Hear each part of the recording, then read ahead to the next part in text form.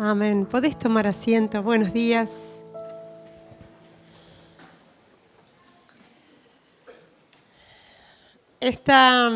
Lo que quisiera compartir en esta mañana, le he puesto como título La Iglesia como familia, la familia como iglesia.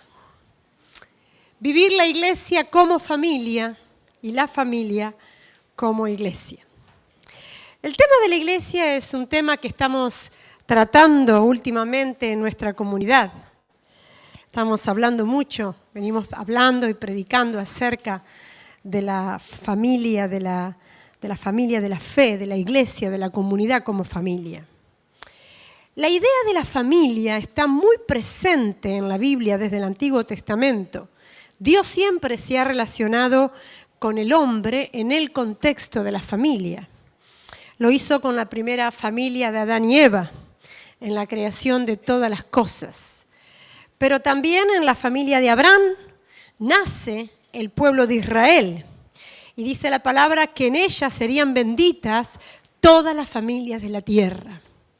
Jesús nacería en una familia muy humilde en Belén. Y en su obra redentora nace una nueva familia.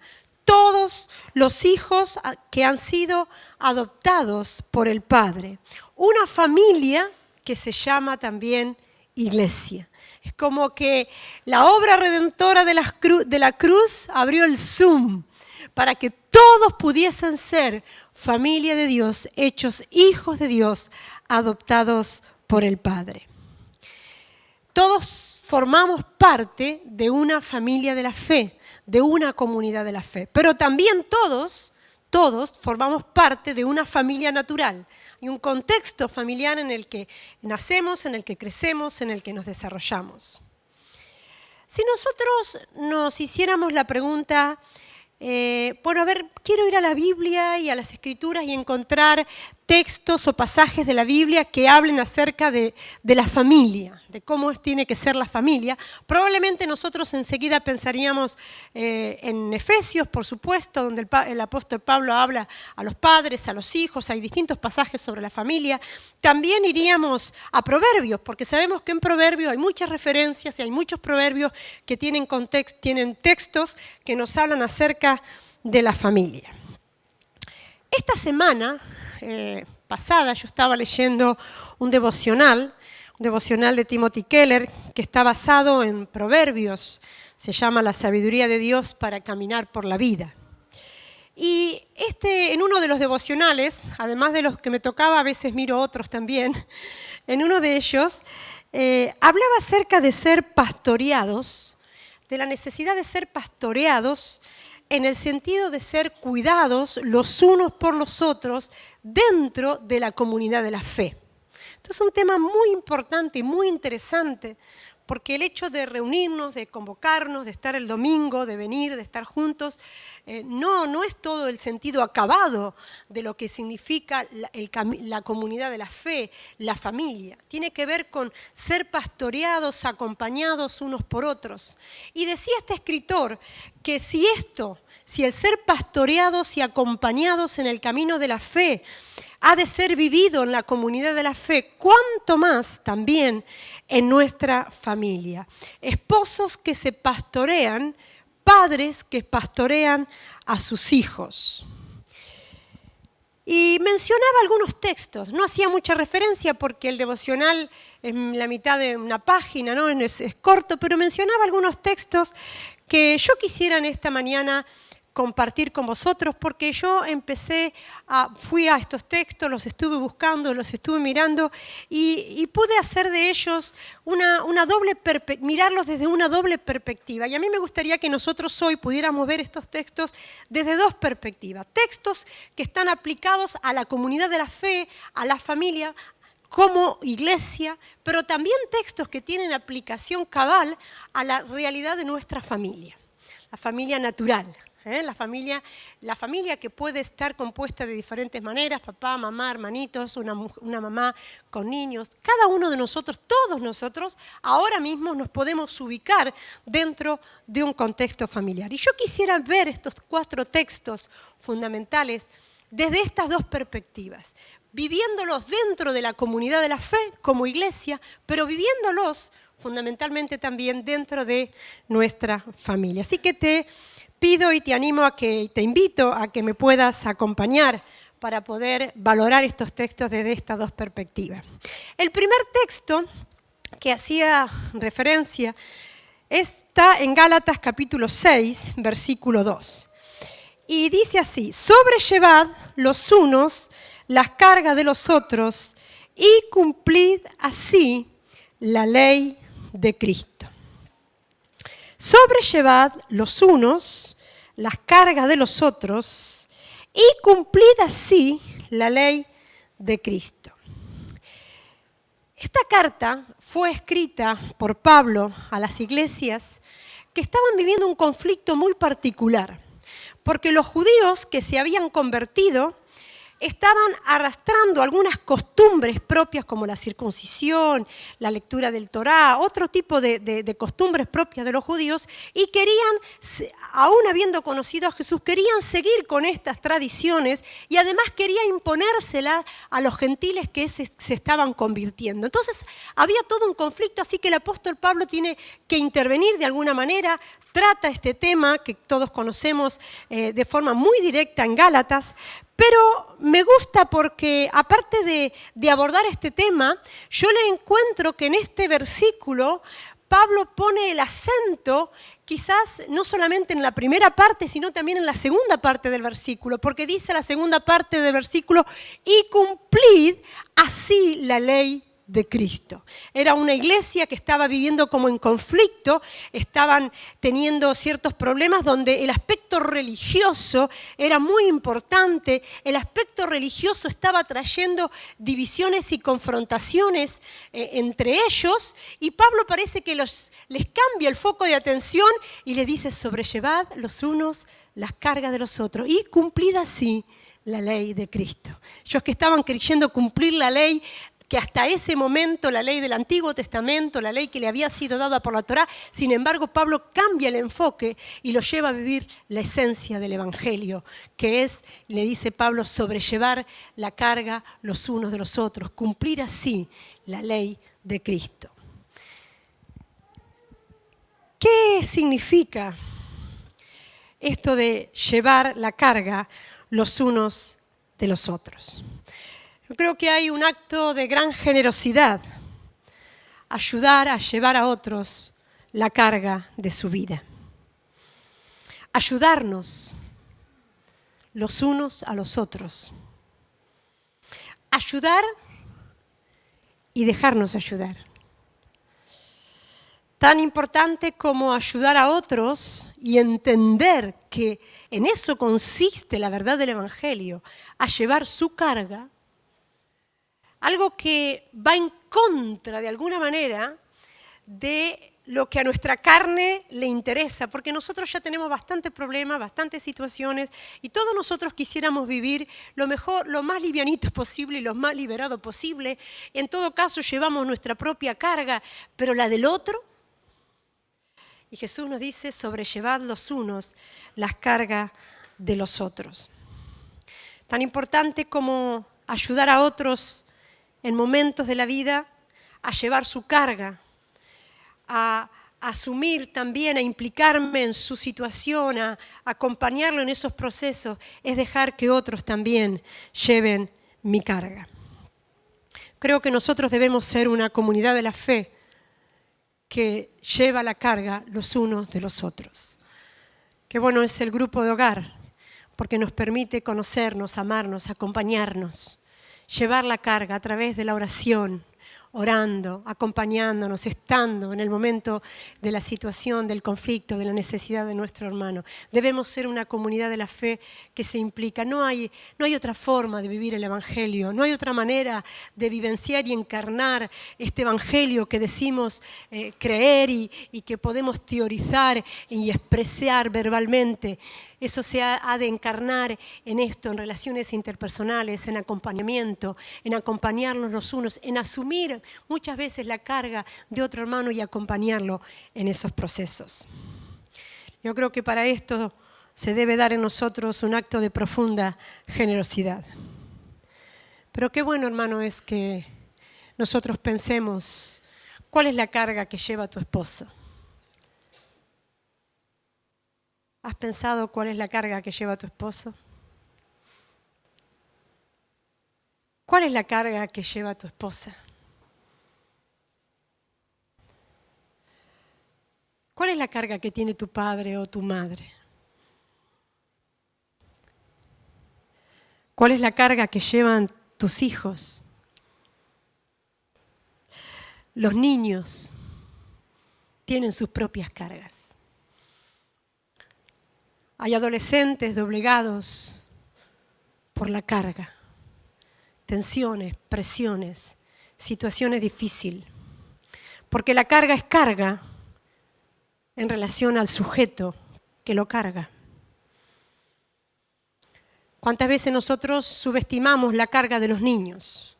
Aquello que para el niño es un problema, aquello que para el niño le produce tristeza o lo hace llorar. ¿Cuántas veces pensamos, tú eso es una tontería de niño, eso no, ¿no?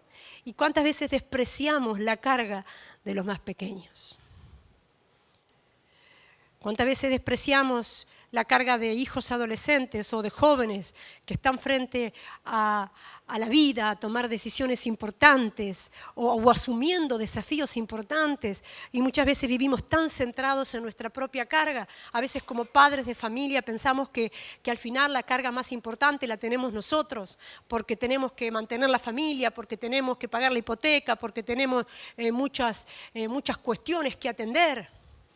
Y solamente estamos pensando en que nosotros somos los que realmente tenemos carga. Pero acuérdate, hermano, que la carga es carga en relación al sujeto que la lleva. Quizás para un niño pelear, tener un disgusto con un amigo, tener una herida en la mano, cualquier situación que a ti te puede parecer casi insignificante, puede significar una carga muy significativa. Hay niños que nacen, que crecen, que se desarrollan con dolores en el alma, con quebrantos muy profundos, como resultado de cargas que tuvieron, que los rompieron por dentro. Sobrellevad los unos las cargas de los otros. Que el Señor nos dé gracia para vivir este evangelio que creemos y que amamos dentro del ámbito de nuestra familia, con nuestros hijos, con los adolescentes, con los adultos. Pensemos en nuestra familia y pensemos cuál es la carga que cada uno de ellos lleva. Seamos sensibles, empaticemos. Hay mucho sufrimiento y a veces mucho dolor dentro de ambientes muy íntimos y muy cercanos y nosotros vivimos de espalda a todo eso. Un niño detrás de un niño con conflicto, detrás de un adolescente conflictivo, recuerda siempre que hay mucho dolor y mucho sufrimiento. Y eso nos debe llevar a nosotros implicarnos en la vida, poder asumir y llevar sus cargas y acompañar en estos procesos. Habrá muchos momentos en la vida que tú y yo pensemos que la carga de nuestro hermano, de nuestra familia es muy pesada. Pero cada vez que tengamos ese pensamiento, Señor, nos ayude a mirar a Jesús. Él cargó en sí, en Él mismo, el pecado de todos nosotros. Jesús sabe de qué se trata esto de la carga, porque Él cargó con todo nuestro pecado. Fue doblegado, su cuerpo fue herido por nuestras transgresiones. Jesús es un ejemplo precioso. Jesús, este hombre, también hombre, que camina de camino a la cruz y que es doblegado por el peso de la carga, se deja ayudar por Simón de Cirene. No es el superhombre que llega a la cruz cargando la cruz solamente, sino que también hay un momento de este camino en que su cuerpo, doblegado por el dolor, deja que Simón de Cirene, que venía del campo, un hombre probablemente robusto que venía de trabajar, coge la cruz y ayuda a Jesús.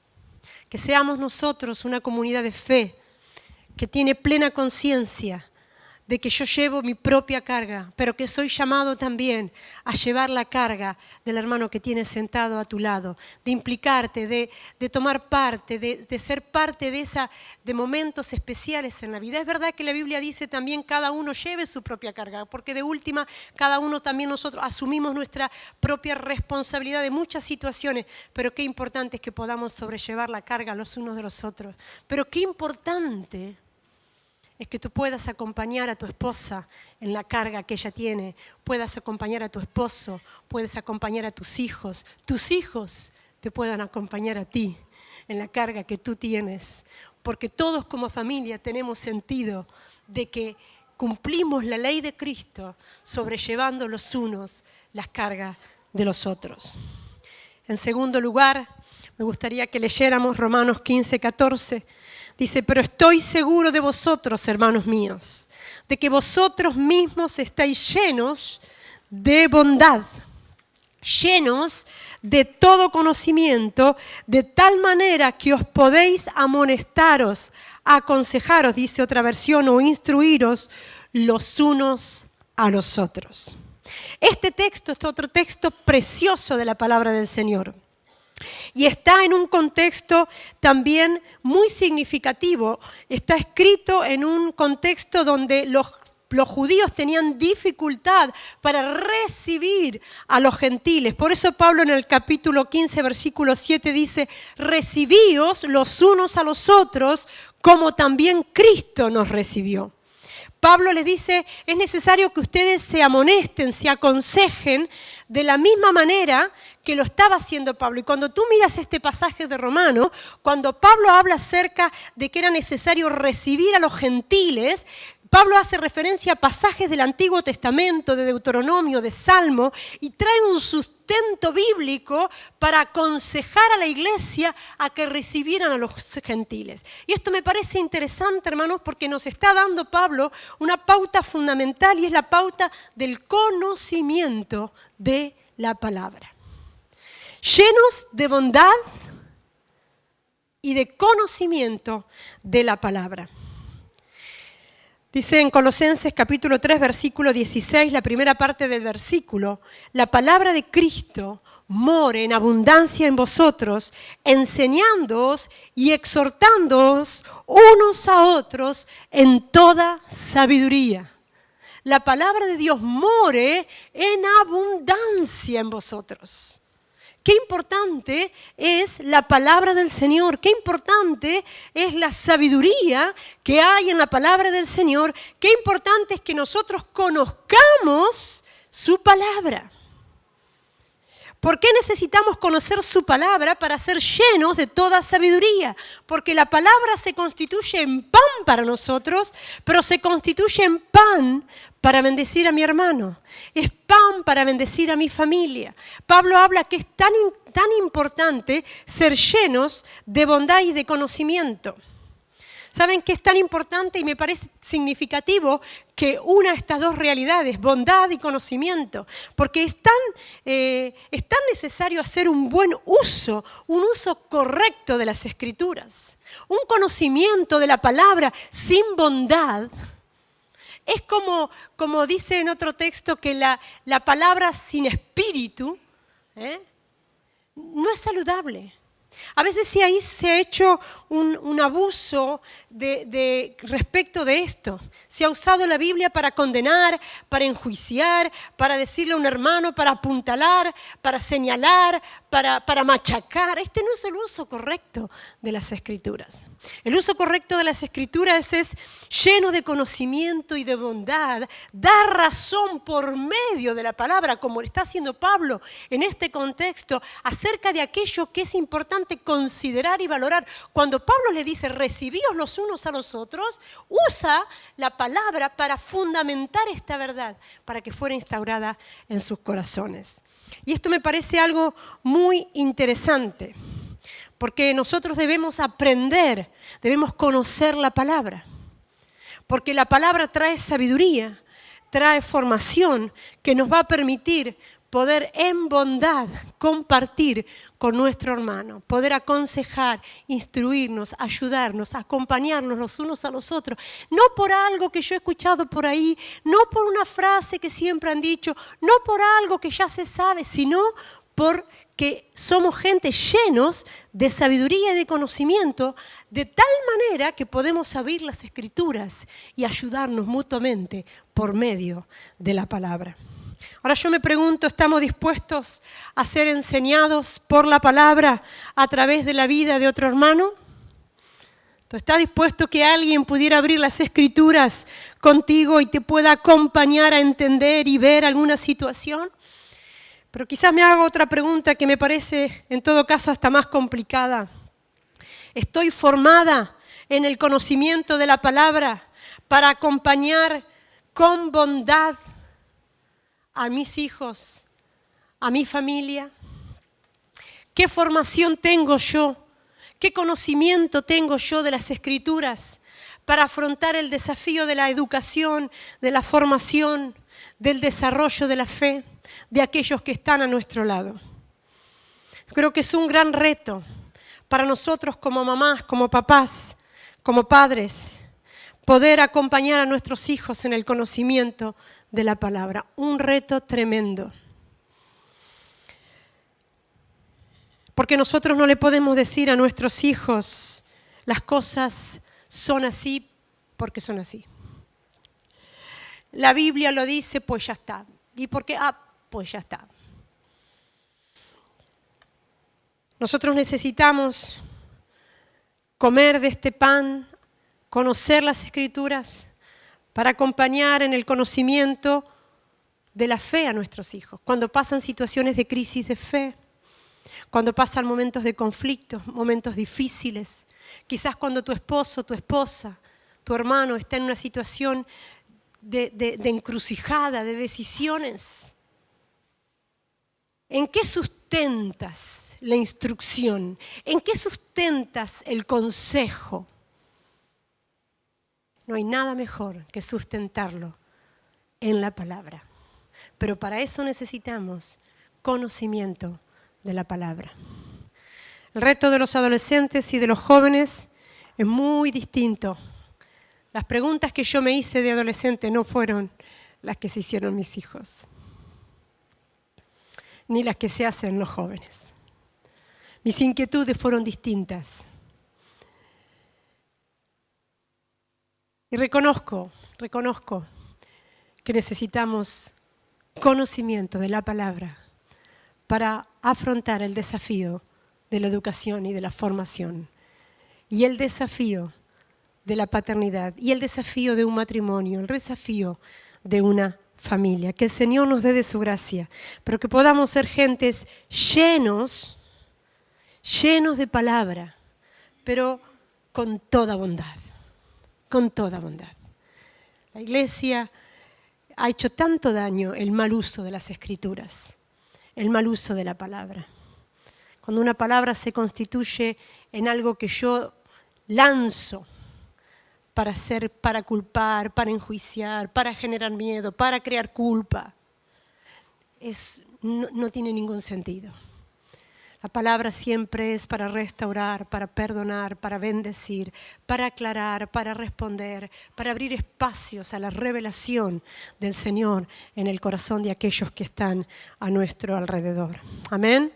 Isaías dijo del Mesías que habría de venir y se llamará Él admirable consejero. Jesús es nuestro consejero. Él es nuestro Dios fuerte. Jesús caminaba con sus discípulos de camino a Emaús.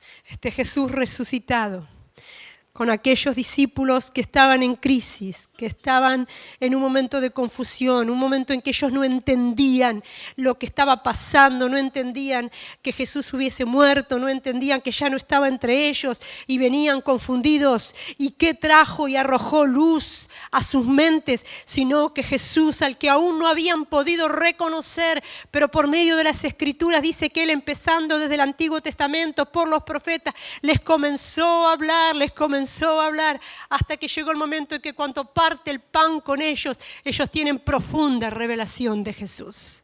Hermanos, Jesús camina con nosotros. El Cristo resucitado camina a nuestro lado y quiere traer a nuestras vidas mayor revelación de su palabra, porque nosotros necesitamos palabra de Dios. Amén. Nosotros necesitamos comer esta palabra, hacer que esta palabra sea sabiduría para nuestro corazón y teniendo este pan en nuestras manos, llenos de toda sabiduría, de todo conocimiento y de toda bondad, poder compartir instrucción, consejo a nuestra familia, a nuestros hijos, que el Señor nos dé de su gracia y que podamos vivirlo también como comunidad de la fe, que podamos abrir las Escrituras juntos, que podamos, cuánta necesidad, y dejadme que os diga, hermanos, cuánta necesidad tenemos de ser gente que conoce esta palabra. No hay evangelio sin palabra. No alcanza a los niños, a los adolescentes, no les alcanza la reunión del Ministerio de Educación el domingo 1 horita. No les es suficiente un campamento al año. Necesita una familia, unos padres, una mamá, llenos de todo conocimiento de las Escrituras. ¿Quieres sabiduría para la vida? Hay sabiduría en su palabra y necesitamos. Y la palabra del Señor ha de tener prioridad, ha de marcar las decisiones cuando tus hijos, cuando tu familia, cuando tú como familia estás abordando una decisión significativa, importante. Qué importante es moverte bajo los valores de la palabra, porque eso es vivir el Evangelio. Vivir el Evangelio no es venir el domingo a la iglesia y cantar, y eso es parte, es precioso, pero no es solamente eso. No es un acto de tener cierto... Vivir el Evangelio es esto, es llevar este Evangelio a lo más profundo, a lo más íntimo de nuestra vida, partiendo de nuestra familia. Amén. Hebreos capítulo 3, versículo 13 dice: antes exhortaos los unos a los otros cada día, entre tanto que se dice hoy, para que ninguno de vosotros se endurezca por el engaño del pecado. El autor de Hebreos escribe esta carta a los hebreos con un doble propósito. Por un lado, quiere magnificar a Cristo y por otro, alentar a los hermanos que a pesar de la gran persecución que estaban sufriendo, permaneciesen firmes en la fe. Muchos estaban siendo desalentados, muchos estaban abandonando la fe y el autor de este libro escribe este libro con el propósito de alentar, de exhortar, y lo hace también basado en las Escrituras, porque cuando nosotros leemos el contexto de este versículo podemos ver que está hablando a los hermanos acerca de la incredulidad que estaba entrando dentro del pueblo como resultado de la persecución, del sufrimiento, de lo que estaban viviendo. Así que basado también en versículos del Antiguo Testamento, en pasajes del Antiguo Testamento, el autor de los Hebreos afirma a los hermanos y anima a que puedan animarse mutuamente para que aquellos que estaban abandonando el camino de la fe fuesen animados para volver, que tuviesen clara conciencia de lo importante que era recuperar de alguna forma o ayudar a aquellos hermanos que abandonaban el camino de la fe. Nosotros vivimos en una sociedad donde abundan muchos eslóganes como estos. A veces decimos, bueno, cada uno es dueño de su propia vida. Vive y deja vivir. Yo no me meto contigo, tú no te metas conmigo. Y en la iglesia a veces somos como muy pendulares. Nos vamos al extremo a veces de acosar, de insistir, de molestar y a veces hasta de faltar el respeto a una persona por esa insistencia que tenemos de por qué no viene a la iglesia, de por qué estás dejando al Señor y cómo vas a ser tentado y cómo vas a estar viviendo en esa situación. Y tenemos a veces como, o caemos en ese error que no conseguimos nada más que alejarlo, o caemos en el otro error de decir, bueno, yo lo respeto, él sabrá delante del Señor lo que hace, y yo qué puedo hacer. Él ya conoció, ya supo, pues yo no tengo mucho que hacer. Hay veces decimos, bueno, estas son decisiones muy personales. Hay un versículo precioso en Santiago que dice, hermanos, si alguno de entre vosotros se ha extraviado de la verdad y alguno le hace volver, sepa que el que haga volver al pecador del error de su camino, salvará de muerte un alma y cubrirá multitud de pecados. Qué texto precioso. Déjame que lo lea otra vez. Hermano, si alguno de entre vosotros se ha extraviado de la verdad y alguno le hace volver, sepa que el que haga volver al pecador del error de su camino, salvará de muerte un alma y cubrirá multitud de pecado. Implicación, compromiso, desde el amor. El amor es lo que nos debe mover a animar a nuestro hermano cuando vemos que ha sido desalentado, cuando vemos que la frustración, la incredulidad ha hecho mella en su corazón y vemos cómo se está alejando de la fe. Qué importante, hermanos, que nosotros, desde el respeto, pero con profundo compromiso, podamos implicarnos en la vida de aquellos hermanos que no vemos, que se han alejado, que sabemos que ya no están. Qué triste a veces ver indiferencia. Gente que han sido nuestros amigos, que hemos comido en la misma mesa, que hemos charlado de muchas cosas, que hemos compartido tanto y de pronto por otra razón, por muchas razones y quizás aún por decisiones personales, por lo que sea, se han alejado de la fe, pero se han alejado de la fe y nosotros también nos hemos alejado. Cuando nosotros necesitaríamos y deberíamos estar presentes, seguir siendo, estar a su lado y además ser con profundo respeto, pero con profunda implicación, la voz de Dios, la voz del Señor para su vida, estar acompañándoles, acercándoles. Qué importante que nosotros podamos acompañar a nuestros hijos, a nuestro esposo, a nuestra esposa, a nuestro hermano en la familia. Si hay un miembro de nuestro contexto familiar que está abandonando la fe, que se ha alejado del Señor, no es un tema que no va conmigo, que es un tema personal, que yo ahí no me meto, que el Señor sabrá. No. Nos debería ir la vida con ello. Con gracia, con sabiduría, con conocimiento, con bondad, con implicación, con respeto. Pero deberíamos ser esa cuerda que siempre está soltándose. Hay padres que cuando sus hijos se alejan del Señor se enojan. Se enfadan con sus hijos. Algunos hasta hacen la barbaridad de romper el puente de comunicación, pues si se ha ido al mundo, ¡qué barbaridad! Tu hijo, nunca rompas el puente por el que ha de volver a Cristo. Lo que hagas tú con tu hijo, el día que decide abandonar la fe, es lo que él va a entender que ha hecho Dios con él. Y no es verdad que Dios rompe con los hijos. El Padre siempre los espera, los ama, los mira de lejos.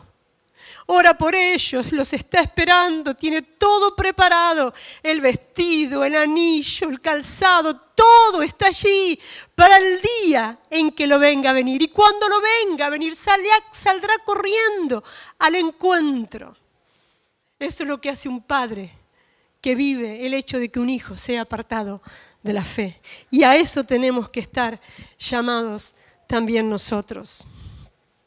Que el Señor nos dé de su gracia para poder acompañar, no desde el reproche, desde la condenación, no trayendo culpa, no generando miedo,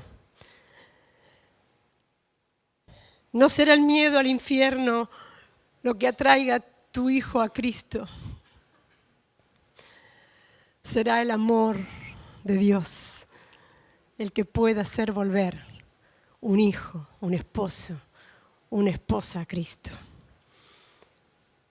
Ahora, mamá, papá, esposo, esposa, en el reto de la adolescencia, en el reto de la juventud, frente a las crisis importantes de la vida, necesitamos la gracia de su palabra en nuestros corazones.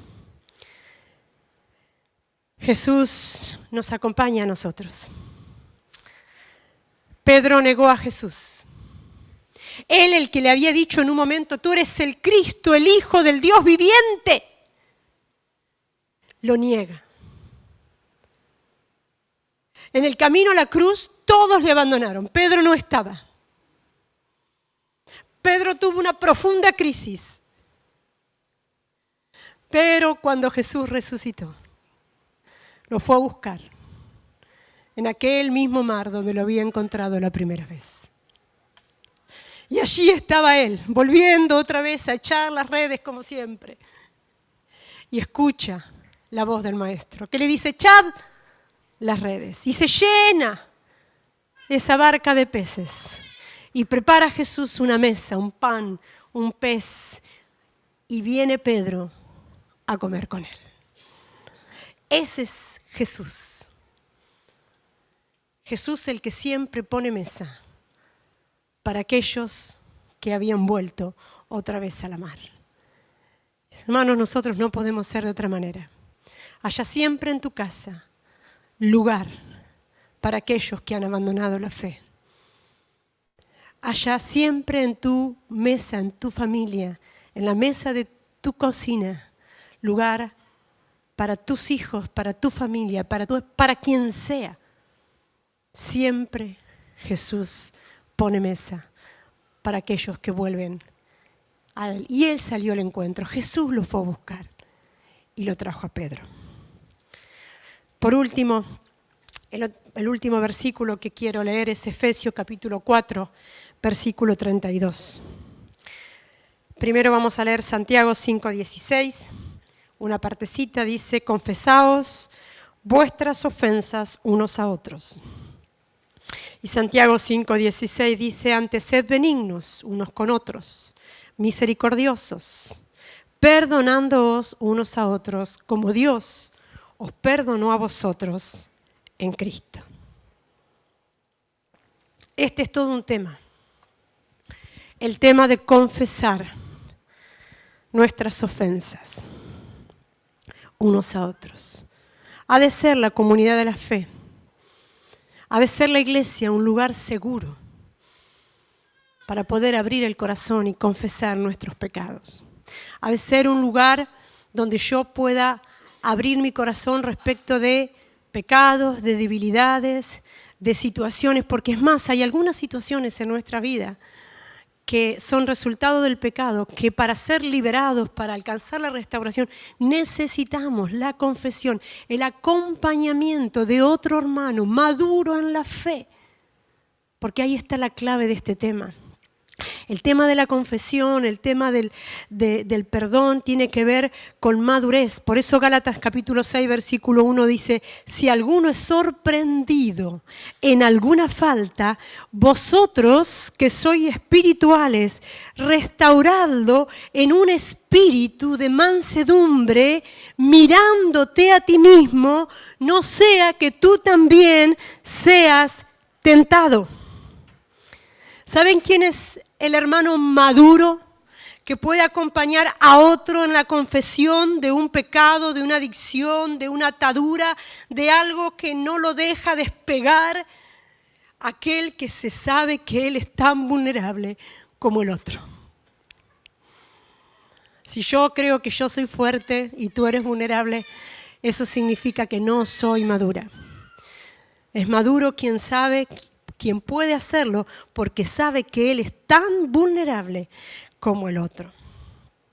Hermanos, si la iglesia ha de ser un lugar de confesión, de poder hablar sobre aquellas situaciones de pecado, de atadura, de adicciones, de situaciones que son pecado y que atan nuestra vida. Y tiene que haber en la iglesia espacios y lugares donde nosotros podamos abrir el corazón y ser acompañados y ser sanados y ser restaurados.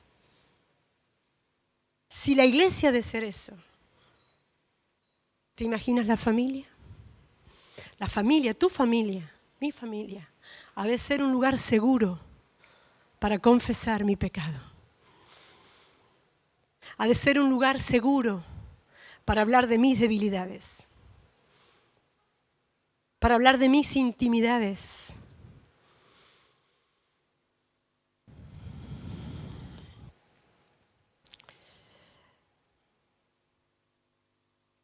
Y la manera en que un hogar puede ser un lugar seguro para hablar sobre las debilidades y sobre los pecados es la forma en que nosotros tratamos las situaciones de pecado en nuestra casa. La manera en que tratamos las situaciones de pecado.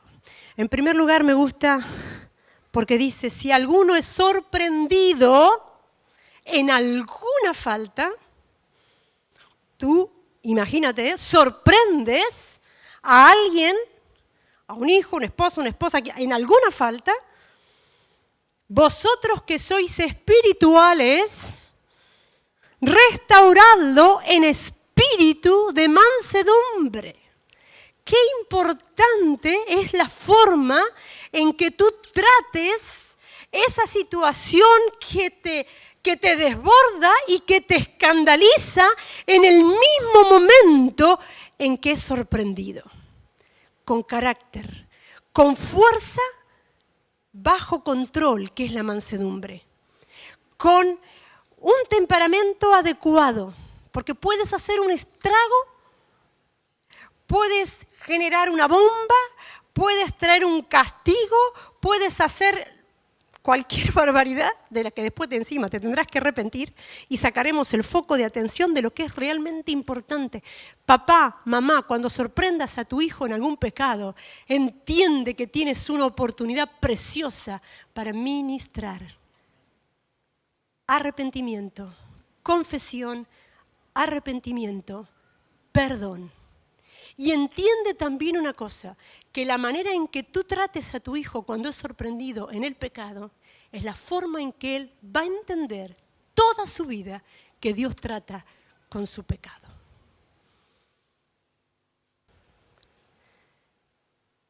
Cuando tú te encuentras frente a esa situación, sorprendido, avasallado, asustado, conmovido, pero tienes espíritu de mansedumbre, vas a poder proveer un espacio de sanidad profunda y real,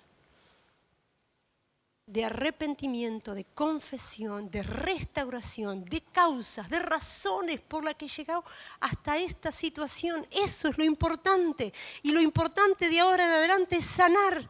No es condenar, no es reprochar, no es etiquetar, no es juzgar, no es anularlo. Es encontrar dónde comenzó a nacer esta mala raíz y traer sanidad y restauración. Que tu esposa, que tu esposo encuentren en el matrimonio un espacio para la confesión. No es fácil, pero debería ser así entre nosotros, donde pudiéramos hablar de las debilidades más profundas de nuestro corazón en el espacio del matrimonio, de la familia. Si esto ha de ser en la iglesia, esto ha de ser en nuestro hogar. Que el Señor nos dé de su gracia.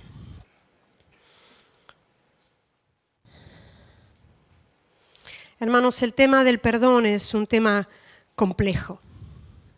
Y yo no quisiera, no se puede profundizar en todo este tema. El tema del perdón es, en algunas situaciones, en algunos casos, es un proceso, es un tema donde tiene que haber reconciliación. A veces hay personas que cuando escuchan de que deben perdonar, pues entienden que tienen que perdonar hasta el que ha abusado, que tienen que perdonar al maltratador. Estos son otros temas, estas cosas se tratan de otra manera. Siempre es tolerancia cero frente al maltrato de cualquier tipo, tolerancia cero frente a la violencia. Eso no significa que uno no perdona, pero son otros procesos que hay que vivir. Pero qué importante es que nosotros podamos entender la importancia sí del perdón. Padres que perdonan a sus hijos. Hay padres que no pueden perdonar a sus hijos porque sus hijos no son lo que ellos esperaban que fuesen. Sus padres que ponen expectativas sobre sus hijos, anhelos sobre sus hijos, quisieron cosas que sus hijos fueran y nunca fueron. Y están dolidos en el corazón.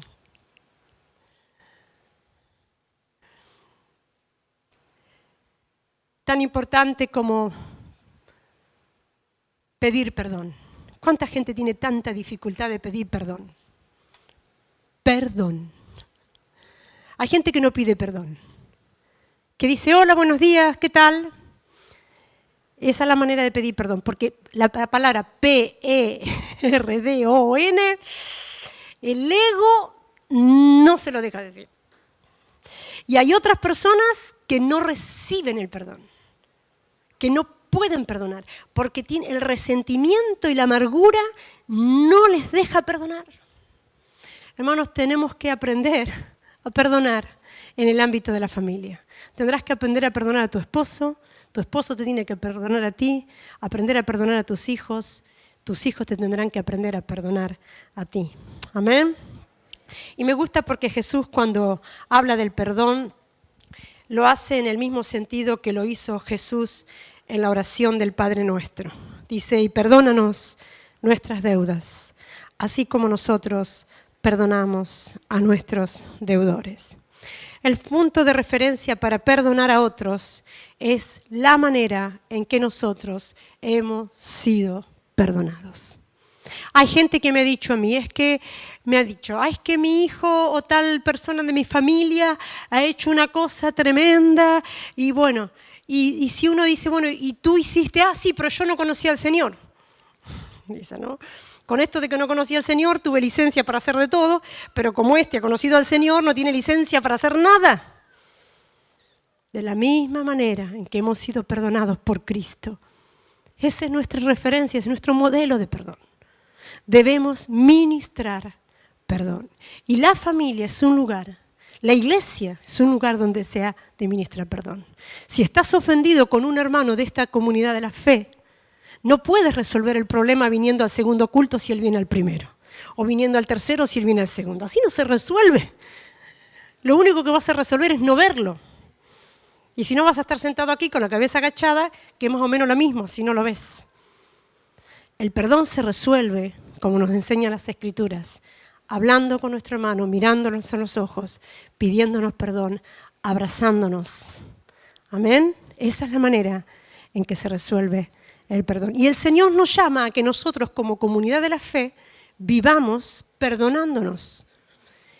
Que siempre va a haber conflicto, siempre va a haber problemas y siempre vamos a necesitar perdonarnos. Jesús le dijo a la mujer adúltera, ni yo te condeno, vete y no peques más. Quizás no hay pecado que a nosotros nos pueda resultar más fuerte que el pecado de ser sorprendido en adulterio. Jesús trató de una manera tan preciosa la situación de pecado.